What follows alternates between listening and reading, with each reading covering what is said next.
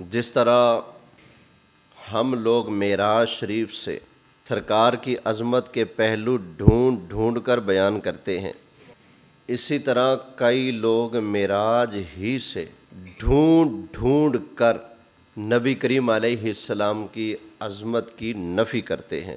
مثلا ہم کہتے ہیں نا، اوے معراج ماننا ہے نا، تو یہ بھی مانو کہ نبی زندہ ہیں، اگر زندہ نہیں تو پھر مسجد اقصیٰ میں آئے کیسے؟ زندہ نہیں تو پھر نبیوں نے نبی پاک علیہ السلام کے پیچھے نماز کیسے پڑھی؟ زندہ نہیں تو آئے کیسے؟ جیسے ہم یوں ایک پہلو کو لے کر اس سے عقیدے کا سبق نکالتے ہیں، اسی طرح کئی لوگ معراج کو لے کر، دیگر چیزوں کو لے کر، ان کا جو ایک منفی عقیدہ ہے، جو جھوٹا عقیدہ ہے، اس کا بھی الارم بجانے کے لیے وہ دیگر چیزوں کا سہارا لیتے ہیں، تو معراج کا بھی سہارا لیتے ہیں۔ اب معراج شریف کا مہینہ تھا، ہم لوگ تو جھوم جھوم کر سرکار کا سفر معراج بھی بیان کر رہے تھے، اور اس معراج سے ظاہر ہونے والی اپنے آقا کی عظمتیں ان کا بھی اعلان کر رہے تھے۔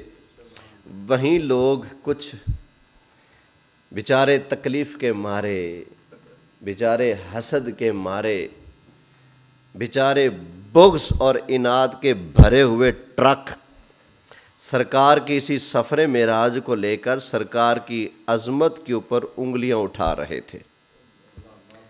مثلاً یہ باتیں اس وقت بھی سامنے آئیں، لیکن میں نے کہا کہ معراج شریف کا موضوع ہے، ہم اسی کو بیان کرتے ہیں، باقی جو آوازیں کسنے والے ہیں ان کو بعد میں دیکھ لیں گے۔ تو یہ مجھے کسی نے سوال نامے بھیجے ہیں، کہتے ہیں کہ اگر آپ کا عقیدہ صحیح ہے تو اس کا جواب دیں۔ تو بسم اللہ، میں تو جمعے توڑی خدمت آستے ہیں، الحمدللہ، میں تو اللہ کا فضل ہے سرکار کی عظمت کے لیے وقف ہوں، الحمدللہ، میرا تو کام ہے سرکار کی عظمت کی چوکیداری کرنا۔ اچھا، ان کو بھی پتہ ہے کہ سرکار کی عظمت کے پہرے دار یہی ہیں، اس لیے انہیں اعتراض ہوتے ہیں نا تو ٹھک ہمارے پاس بھیجتے ہیں، جرت ہے تو جو دو جواب ہے نا، انہیں بھی پتہ ہے جواب دینے والے یہ ہیں، ہمیں بھی پتہ ہے اعتراض کرنے والے وہ ہیں، جواب دینے والے یہ ہیں۔ خود ہی سوچ رہو قسمت کس کی بھلی ہے، تمہارے کھاتے میں اعتراض کرنا آیا، ہمارے کھاتے میں الحمدللہ سرکار کی عظمت کا پہرا دینا آیا ہے۔ اب یہ دیکھیے گا پہلا سوال اس کا، کہتا ہے کہ سورہ بنی اسرائیل کی روشنی میں ہمیں 4 عقیدے کے سبق ملتے ہیں۔ سورہ بنی اسرائیل میں معراج اللہ نے بیان کیا ہے نا، سبحان الذی اسری بعبدہ لیلا من المسجد الحرام، یہ سورہ بنی اسرائیل ہے نا، تو کہتا ہے سورہ بنی اسرائیل کی روشنی میں عقیدے کے ہمیں 4 سبق ملتے ہیں۔ کیا؟ کہہ لے اللہ لے کر گیا، سبحان الذی اسری بعبدہ لیلا، پاک ہے وہ ذات جس نے اپنے بندے کو راتوں رات معراج کرایا۔ تو اللہ لے گیا نا معراج کے لیے، کہتے ہیں کہتا ہے اللہ لے کر گیا، مختار کل نہیں تھے، ورنہ خود چل پڑتے، خود چل دیتے۔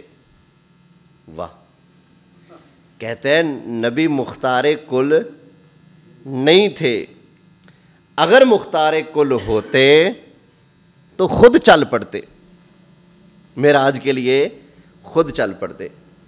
اور بھائی اگر سرکار خود ہی چل پڑتے پھر کلیم اور حبیب میں فرق کیا رہتا؟ کلیم ہوتے ہیں جو خود چل کر کوہ طور پہ جاتے ہیں، حبیب وہ ہوتے ہیں جو گھر میں آرام کر رہے ہوتے ہیں، اللہ بڑے اہتمام سے بلاتا ہے۔ تمہیں سرکار کی عظمت کا یہ پہلو نظر نہیں آتا کہ موسیٰ علیہ السلام کوہ طور پہ جائیں، 40 دن کا روزہ رکھیں، پھر صدائیں لگائیں اللہ اللہ اللہ، جب اس کی مرضی آئے جواب دے۔ حبیب گھر میں آرام کر رہے ہوں، اللہ فرشتوں کی فوج بھیج کر جبریل کو ان کی سرداری کا جو ہے وہ سرداری دے کر نبی پاک کی خدمت میں بھیجتا ہے، حبیب آپ آ جائیں معراج کے لیے تشریف لے آئیں۔ تو یہ فرق نظر نہیں آتا۔ کہتے ہیں جی اگر نبی پاک علیہ السلام مختار کل ہوتے تو خود چل پڑتے۔ اچھا ہم کہتے ہیں اگر معراج میں نبی پاک علیہ السلام کہیں کسی مقام پر خود چلے ہوں پھر مختار کل مان لو گے؟ چلو ہمارے ساتھ ایک سودا کر لو، ایک بات طے کر لو۔ اگر معراج میں سرکار نے بغیر جبریل کے بغیر براق کے اگر سفر کیا ہو معراج میں تو پھر مان لو گے میرے آقا کو مختار کل؟ اگر مان لو گے تو بات کرو، میں ابھی ثابت کرتا ہوں۔ یہی معراج شریف کی والی حدیثیں تو پڑھ کے دیکھو نا۔ نبی کریم علیہ السلام معراج کے لیے تشریف لے گئے، براق پر سوار ہو کر براق زمین پر رہ گیا، حضرت جبریل کے ساتھ نبی کریم علیہ السلام آسمانوں میں تشریف لے گئے۔ پہلا آسمان نیچے، دوسرا نیچے، تیسرا، چوتھا، پانچواں، چھٹا، ساتواں آسمان نیچے، سدرہ نیچے، اللہ کا عرش نیچے۔ سدرہ کو کراس کر کے نبی کریم علیہ السلام جب اوپر جانے لگے، حضرت جبریل نے نبی کریم علیہ السلام کی بارگاہ میں عرض کیا، یا رسول اللہ اس سے آگے میں نہیں جا سکتا، آقا میری حد آ گئی ہے، اگر میں آگے قدم بڑھاؤں گا یا رسول اللہ میرے پر جل کر راکھ ہو جائیں گے۔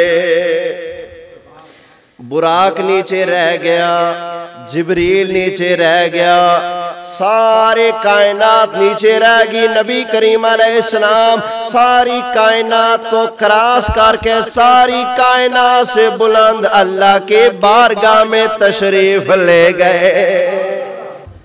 اب بتاؤ بھئی، اب تو جبریل بھی نہیں ہے، براق بھی نہیں ہے، رف رف نامی تخت آیا تھا وہ بھی رک گیا، اب آگے تو سرکار نے سفر کیا تھا نا۔ اب بتاؤ اب سرکار کی عظمت ہضم ہو جائے گی؟ اور پھر انہیں مختار کل کا معنی بھی سمجھ نہیں آیا۔ یہ مختار کل کا مطلب سمجھتے ہیں کہ خدا والے اختیارات، نہیں، مختار کل کا مطلب یہ ہے کہ نبوت سے متعلقہ ختم نبوت کے دائرہ کار میں جتنے اختیارات آتے ہیں وہ اللہ نے مصطفیٰ کریم علیہ السلام کو عطا فرمائے ہیں، اور یہ اختیار ہم اللہ کی عطا سے مانتے ہیں، اللہ کی عطا کے بغیر نہیں مانتے۔ اللہ نے جتنے بھی اختیارات محبوب کو عطا فرمائے ہیں وہ سب اللہ کی عطا کردہ ہیں، سرکار کے ذاتی اختیارات نہیں ہیں۔ خدائی اختیارات، الوہیت والے اختیارات ہم نہیں مانتے، ہم نبی کریم علیہ السلام کے پاس نبوت والے اختیارات مانتے ہیں۔ کون سے اختیارات ہیں بولے؟ نبوت والے۔ اب اس پر قرآن کی ڈھیر ساری آیتیں پڑھی جا سکتی ہیں، چند پڑھ دیتا ہوں۔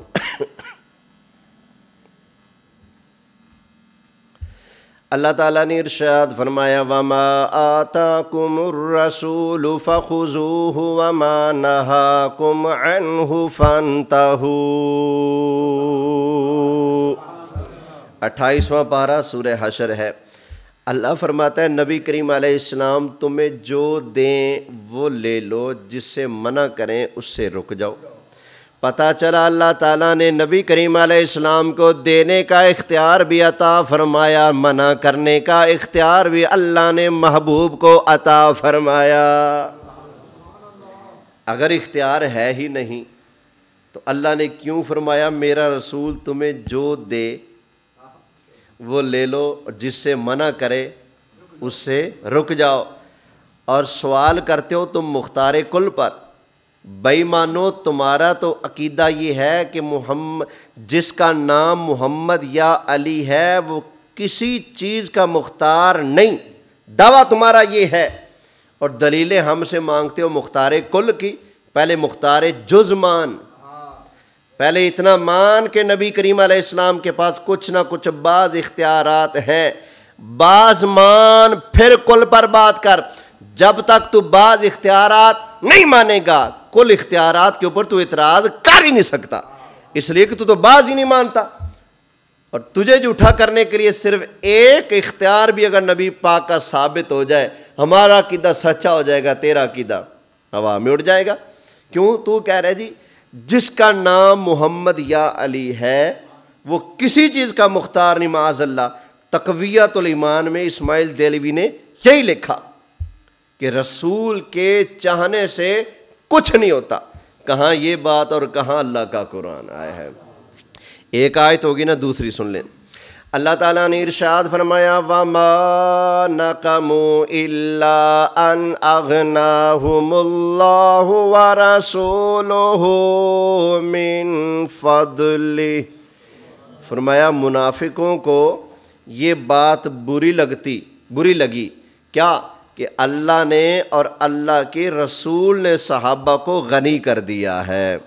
پتہ چلا اللہ تعالیٰ بھی غنی کرنے والا, نبی کریم علیہ السلام بھی غنی کرنے والے. میں اپنی طرف سے نہیں کہہ رہا, اللہ تعالیٰ کا قرآن اعلان کرتا ہے وَمَا نَقَمُوا إِلَّا أَنْ أَغْنَاهُمُ اللَّهُ وَرَسُولُهُ مِنْ فَضْلِهِ. اللہ نے بھی اپنے فضل سے غنی کیا اور رسول اللہ نے بھی اپنے فضل سے غنی کیا. دو آیتیں ہوگی. ایک مقام پر 22ویں پارے سورہ احزاب میں اللہ تعالیٰ نے نبی کریم علیہ السلام کے صحابی کا ذکر کرتے ہوئے ارشاد فرمایا انعم اللہ علیہ وانعمت علیہ. فرمایا محبوب پیارے یہ وہ آپ کا غلام ہے جس پر اللہ نے بھی انعام کیا, سونے محبوبہ آپ نے بھی اس پر انعام کر دیا ہے.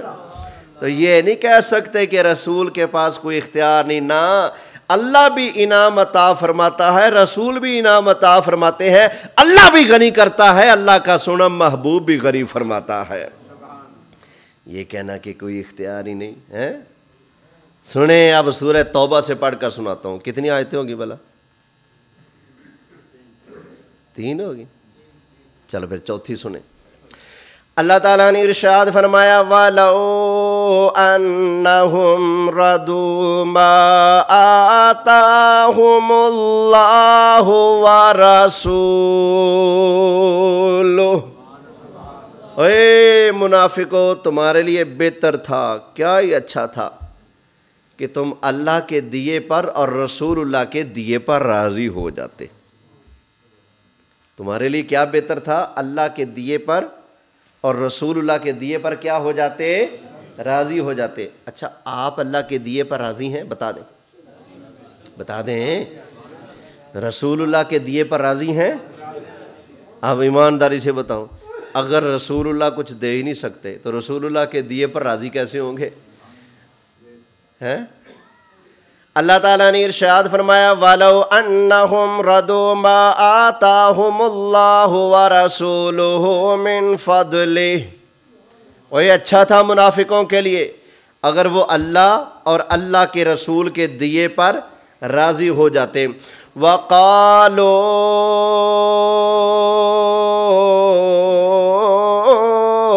حَسْبُنَا اللَّهُ. پہلے یہ مانتے اللہ بھی دیتا ہے, اللہ کا رسول بھی دیتا ہے, مانتے اس پر راضی ہو جاتے. اس کے بعد اعلان کرتے وَقَالُوا حَسْبُنَا اللَّهُ, پھر کہتے ہمیں اللہ کافی ہے. پھر کیا کہتے ہمیں اللہ. اچھا کئی لوگ پتہ کیا کرتے ہیں, وَلَوْ أَنَّهُمْ رَضُوا مَا آتَاهُمُ اللَّهُ وَرَسُولُهُ, یہ ٹکڑا بھی کاٹ دیتے ہیں آیت کا, اور اگلا ٹکڑا بھی کاٹ دیتے ہیں صرف حسبنا اللہ, چھوٹی سی اتنی سی چٹ لے کر نا اوپر لکھا ہوتا ہے صرف اللہ ہی کافی ہے. ٹھیک ہے, آیت کا یہ بیچ والا حصہ لے کر صرف اللہ ہی کافی ہے, یا اللہ مدد, باقی سب شرک و بدعت. اور یہ آیت کا صرف اتنا حصہ لکھا ہوتا ہے وَقَالُوا حسبنا اللہ، لیکن انہیں نہیں پتا پیچھے کیا ہے۔ اللہ فرماتا ہے یہ منافق لوگ پہلے راضی ہوتے اس پر جو اللہ نے ان کو دیا، اس پر جو اللہ کے رسول نے ان کو دیا۔ اللہ رسول کے دیے پر کیا ہوتے؟ راضی ہو جاتے۔ پھر کہتے وقالو حسبنا اللہ، پھر کہتے ہمیں اللہ کافی۔ اور کیا کہتے؟ فرمایا سَيُؤْتِينَ اللَّهُ مِن فَضْلِهِ وَرَسُولُهُ إِنَّا إِلَى اللَّهِ رَاغِبُونَ۔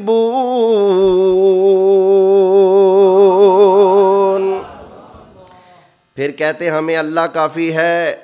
سَيُؤْتِينَ اللَّهُ مِن فَضْلِهِ وَرَسُولُهُ، اب آگے ان قریب اللہ بھی ہمیں عطا فرمائے گا، اللہ کا سونا رسول بھی ہمیں عطا فرمائے گا۔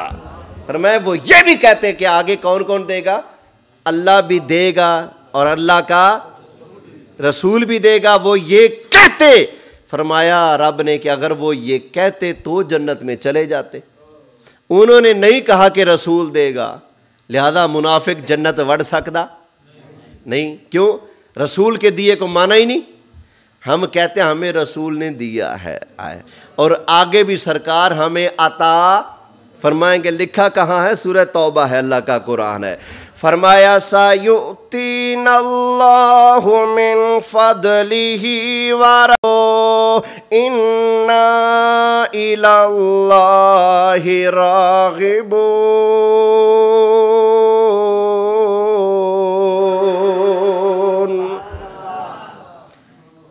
کہتے ہمیں اللہ بھی دے گا اور اللہ کا رسول بھی دے گا۔ اللہ اکبر، اللہ بھی دے گا اور اللہ کا، اس لیے تو ہم کہتے ہیں کون دیتا ہے دینے کو منہ چاہیے، دینے والا ہے سچا ہمارا نبی۔ لوگ ابھی بھی شک کرتے ہیں جی سرکار کیا دیتے ہیں، وہ تو کسی چیز کا اختیار نہیں رکھتے۔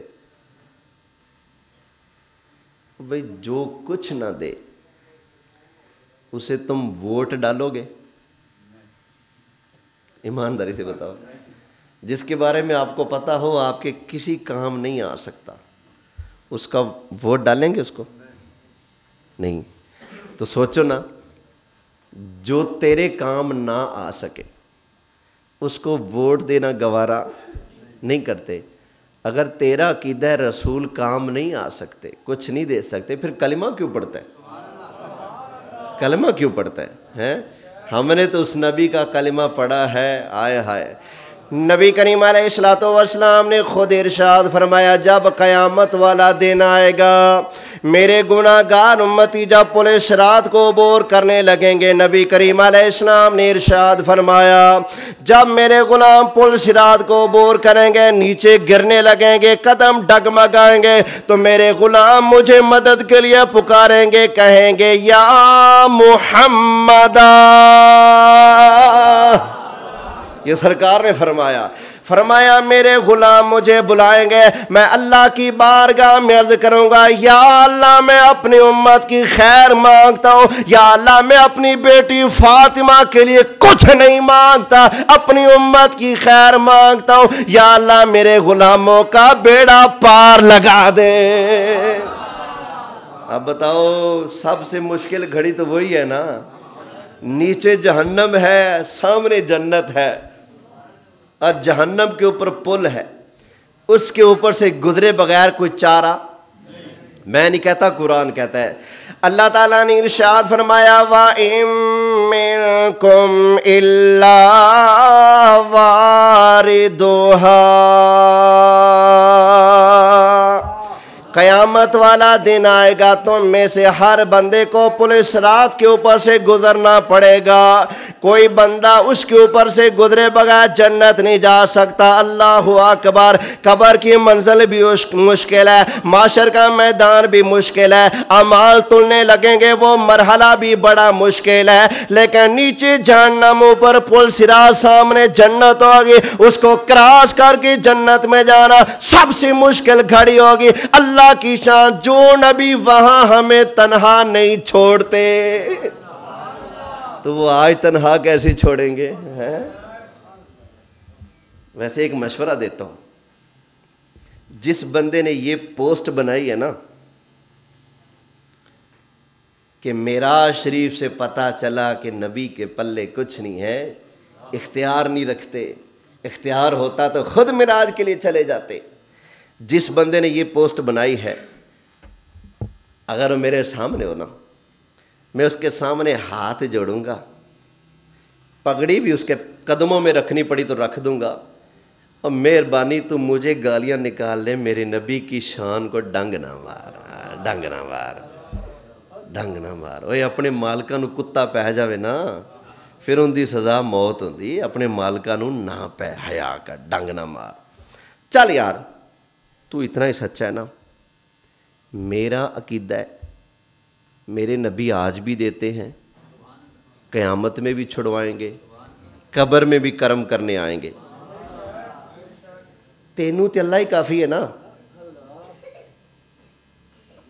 تینوں تے اللہ ہی کافی ہے نا، تجھے تو سرکار کی ضرورت نہیں نا، تو دکانوں پہ پوسٹر بھی لگاتا ہے اللہ ہی کافی ہے، بس رسول اللہ کی ہیلپ مدد تجھے نہیں چاہیے، اور تو اس کو شرک بدعت کہتا ہے۔ اگر اتنا سچا ہے، آج جمعہ پڑھ میرے ساتھ، جمعے کے بعد میں بھی دعا مانگوں مجمع کے سامنے، تو بھی دعا مانگ، میں کہوں گا یا اللہ اگر قبر میں پھنس جاؤں تو سونے کو بھیج دینا، کرم کر دے، اگر محشر میں پھنس جاؤں یا اللہ پھر بھی تیرا محبوب میرا سہارا بن کے آ جائے۔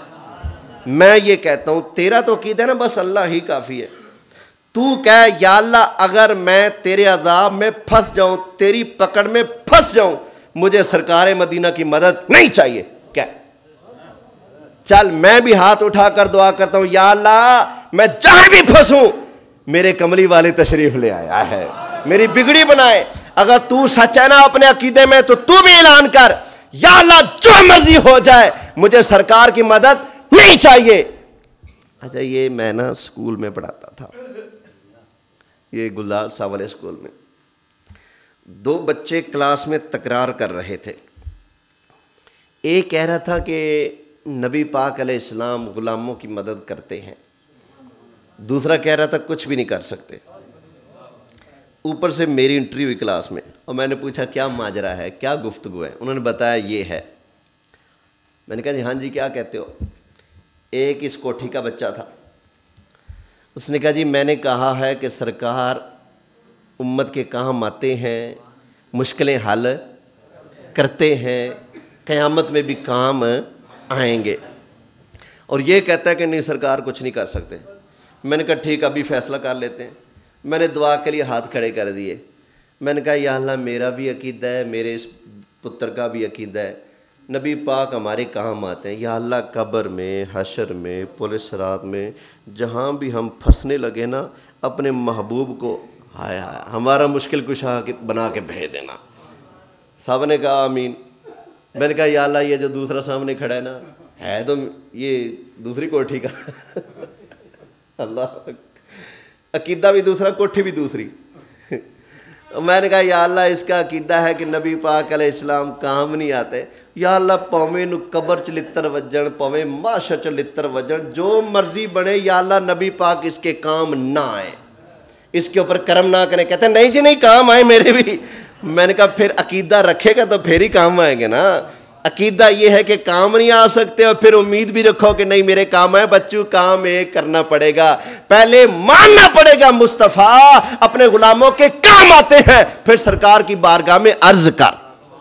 اوے بغیر مانگے تو دکان سے بھی سودا نہیں ملتا، تو سرکار سے فیض لینا نا تو سرکار کی بارگاہ کا پہلے منگتا بننا پڑے گا، کہنا پڑے گا میں گدا تو بادشاہ، بھر دے پیالہ نور کا، نور دن دونا تیرا دے صدقہ ڈال نور کا۔ دیکھیں نا آپ دکان پہ چلے جائیں، دور نہیں اسماعیل بھائی کے پاس چلے جائیں، جا کے کھڑے ہو جائیں، وہ پوچھے کیا لینے آپ، چپ کر کے کھڑے، کہیں جی کیا لینا ہے، آپ پھر چپ کر کے کھڑے ہو جائیں، آپ کو سودا مل جائے گا؟ اچھا ٹھیک، سودا لینے چلے گئے، پیسے نہیں اور ادھار بھی نہیں چلتا وہاں، پھر سودا مل جائے گا؟ بولیں۔ پتہ چلا سودا ملتا ہے کچھ دینا پڑتا ہے۔ دکان سے سودا لینا ہے تو آپ کو پیسہ دینا پڑے گا۔ سرکار سے اگر محبت والا، فیض والا، بخشش والا، جنت والا سودا لینا ہے تو سرکار کی بارگاہ میں بھی درود و سلام کا، اپنی غلامی کا، عقیدت کا، محبتوں کا اظہار اور تحفہ پیش کرنا پڑے گا۔ زبان پر یہ ہو کہ تمہارے کام نہیں آ سکتے، زبان پر یہ ہو کہ رسول کے چاہنے سے کچھ نہیں ہو سکتا، زبان پر یہ ہو کہ نبی پاک علیہ السلام ہمارے کسی کام نہیں آتے، اور پھر امیدیں بھی رکھو کہ جنت کی ٹکٹ عطا فرمائے، اور ظالمہ کام ایک کرنا پڑے گا، یا امیدیں رکھنا چھوڑ دے یا پھر یہ بولی بولنا چھوڑ دے۔ بولی وہی بول، کون دیتا ہے دینے کو منہ چاہیے، دینے والا ہے سچا ہمارا نبی۔ توجہ ہے؟ تو میں آج بھی کہوں گا، اگر کسی بندے کو زیادہ ہی مسئلہ ہے، یہاں میں جمعے کا بیان کر رہا تھا اور میرا موضوع تھا کہ اللہ کے نبی اللہ کی دی ہوئی طاقت سے مدد کرتے ہیں۔ تو ایک بندہ ملتان سے یہاں آیا ہوا تھا جمعہ پڑھنے، تقریر کے دوران کھڑا ہوا تھا، یاد ہوگا، وہ سوال کرنے کے لیے کھڑا ہوا۔ میں تو منتیں مانتا ہوں کوئی سوال کے لیے کھڑا ہو اس کو جواب ملے تاکہ بھلا سب کا ہو۔ اور ایک گاہک کھڑا ہوا، ماسٹر صاحب نے بجا دیتا۔ تو وہ کہہ رہے تھے نہیں نبی پاک کام نہیں آتے، کسی کی کام نہیں آتے، کسی کی بگڑی نہیں بنا سکتے، وہ یہ بولی بول رہے تھے۔ تو میں نے اس وقت بھی کہا تھا، میں نے کہا یار چل اتنا ہی سچے ہو، چل تو بھی دعا مانگ، میں بھی دعا مانگتا ہوں، پھر آگے قیامت والا دن آئے گا تو فیصلہ خود بخود ہی ہو جائے گا۔ اور آپ سے گزارش کروں گا یہ لوگوں کی بولیوں میں آ کر نہ اپنے لجپال آقا کی محبت میں کمی نہ لے آنا۔ ہمارے لیے سب رشتوں سے بڑھ کر سرکار کا رشتہ ہے، سب نعتوں سے، سب تعلق نعتیں بعد میں ہیں، امام الانبیاء کا تعلق اور نعتہ سب سے پہلے ہے۔ بغیر سرکار کے تو ہمارا کیا ہے؟ کچھ بھی نہیں۔ لہذا یہ سرکار کی محبت والی جو تار ہے نا، اس کو کاٹنے کی لوگ کوشش کرتے ہیں، ٹھیک ہے نا۔ یہ جس نے زہر اگلا ہے کہ معراج شریف سے 4 عقیدے ثابت ہوئے، ایک یہ کہ اللہ نبی کو لے گیا تو نبی مختار کل نہیں ہے، آگے اللہ نے سبحان الذی اسریٰ بعبدہ فرمایا تو پتہ چلا وہ نور نہیں ہے۔ واہ واہ کیا علم ہے تیرا، سبحان اللہ ہے۔ آگے اگر نبی پاک علیہ السلام حاضر ناظر ہوتے تو معراج کے لیے کیوں جاتے؟ یہ اعتراض کر رہے ہیں لوگ۔ تو سبحان اللہ، تمہیں معراج شریف سے سرکار کی شان پر انگلیاں اٹھانے کا ہی نقطہ ملا، تمہیں سرکار کی عظمت کا کوئی پہلو نہ ملا معراج میں سے؟ تم کہتے جی معراج میں سے، یہ دیکھیں سفر معراج عقیدے کا سبق 4 کہتے ہیں، ایک یہ پتہ چلا کہ غیب بھی نہیں جانتے تھے، وگرنہ سارا معاملہ تو حضور کے سامنے ہوتا، غیب بھی نہیں جانتے تھے۔ تو یہ لوگ اس طرح کی باتیں کرتے ہیں اور سرکار مدینہ صلی اللہ علیہ وآلہ وسلم کی شان و عظمت آپ کے دلوں میں کم کرنے کی کوشش کرتے ہیں، کیونکہ کچھ لوگوں کا سبق یہ ہے کہ سرکار کی تعظیم بس اتنی کرو جتنی بڑے بھائی کی کرتے ہیں۔ ہاں جی، یہ لوگ سبق پڑھاتے ہیں، میں دعوے سے کہہ رہا ہوں، ممبر پر بیٹھا ہوں، اگر کوئی کہہ رہا ہے میں جھوٹ بول رہا ہوں تو مجھ سے ثبوت مانگے، اگر میں جھوٹ بول رہا ہوں تو مجھے پکڑے۔ کیوں نہیں پکڑتے مجھے؟ کیوں نہیں مجھ سے پوچھتے بھی یہ بات ہمارے بارے میں کیوں کی؟ تمہیں بھی پتہ ہے سچ بول رہا ہوں۔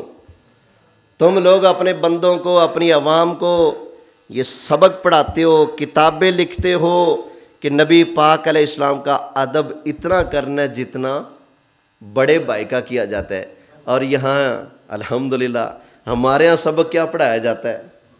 ہمارے ہاں یہ پڑھایا جاتا ہے ماں ہو، باپ ہو، استاد ہو، پیر ہو، بیٹا ہو، اولاد ہو، کوئی ہو، دنیا کا ہر ناطہ رشتہ بعد میں ہے، سرکار کی بھی عظمت پہلے ہے۔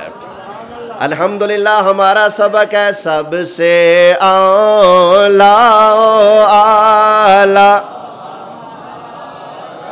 نبی سب سے بالا والا ہمارا نبی سب سے بالا والا نبی اور سارے اونچوں سے اونچا سمجھیے جسے ہے اس اونچے سے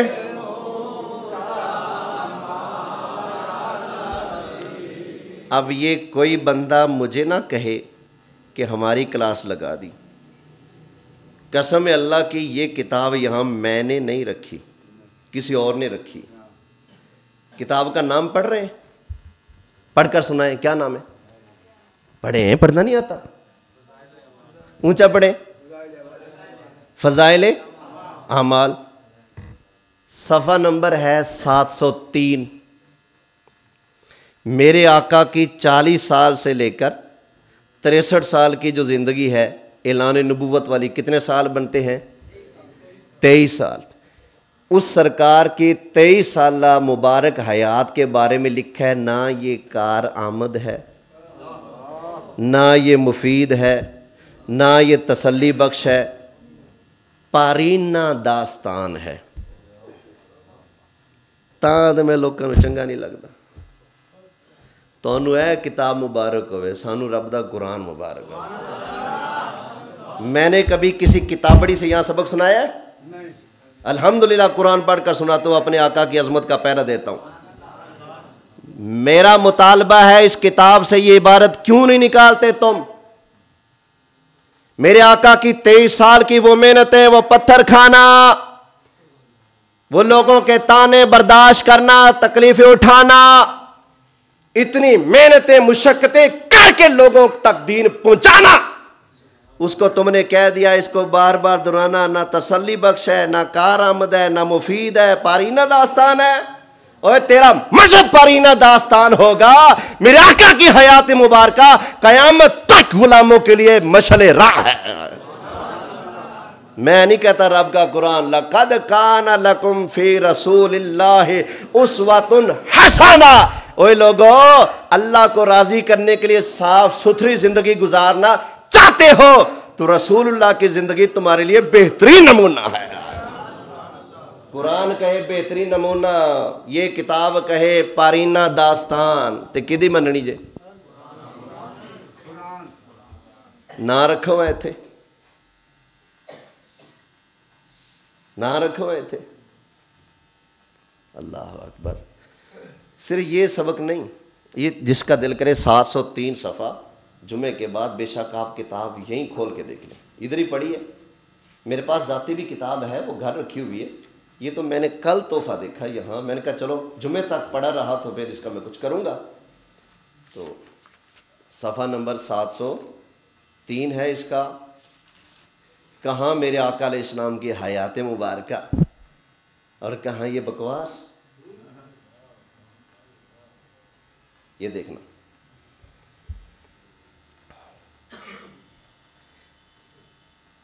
یہ ایک حقیقت ہے جو ناقابل انکار ہے۔